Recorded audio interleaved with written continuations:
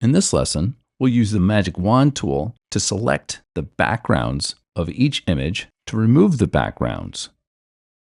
Let's start with the first layer on top, the action figure. Go to the Tools panel and the fourth tool down. If you hold that tool down, you'll get a pop-out menu. We want to go with the last item in this menu called the Magic Wand tool. Select the white area in this image and press Delete. Now there's some white areas that are still here, but I also see white areas here on the layer underneath it. So let's turn off those layers underneath it. So we're just focused on this layer here. I selected this white area here on that layer and pressed Delete. I see some more white areas, but they're hard to see, so let's zoom in. The magnifying tool is underneath the hand tool. Click on the magnifying tool and let's click on the action figure to zoom in. Let's get the Magic Wand tool again and select another white area and press Delete. Select another white area, press Delete.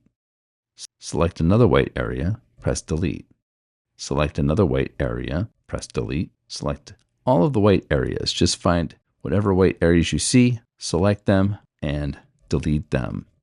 Now, you're just learning Photoshop, so you don't have to get every single one. Some of them are so small, they're hard to see. A little bit of a selection right here. I'm going to show you the long way to deselect, and I'll tell you the shortcut key that's quicker. You can go to Select, Deselect. Some of these options have some keyboard shortcuts on the right side of the menu. This one says Command D.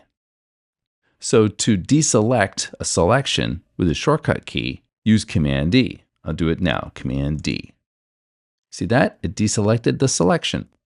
Here's another trick. If you want to put the whole document inside of the Photoshop area without using the magnifying tool, double-click on the hand tool. This lesson will continue in the next video.